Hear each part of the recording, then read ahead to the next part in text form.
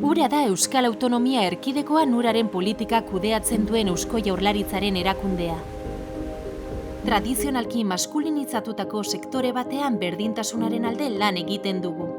Eta horretan jarraitu nahi dugu. Oso lan atsegina dugula iruditzen zait, naturarekin kontaktua dugu, ikusten dugu errekak zaintzen arduratzen gara. Pixkat plazerra ere bada ikusten duzunean zure lanak etekina ematen duela, ez da, ikusten duzunean emaitza. Eta ikusi dut, kriston evoluzioa, zentzu horretan, ni sartu nintzenean, ni izan nintzen emakume bakarra. Azkenean neskak zientzia arloan presentzia nik uste dut oso garrantzitsua dela, orokorrean gizonentzako bazakit lanpostuak izan direlako.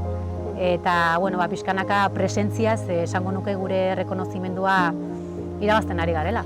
Nik sorpresa handi hartu nuen, hasi nintzenean bulegoan eta ikusi nizuenean zenbat neska zegoen. Ez nuen espero, pentsatzen nuen oso maskulinizatutako lanpostua zela. Gaur egun berdintasuna eta hitz egiten den gai bat dela. Bai gure gizartean dagoela sartuta nolabait esateko eta baita uran ere. Gauzak horrela, urak berdintasunezko lan ingurune baterantz lan egiten jarraitzen du.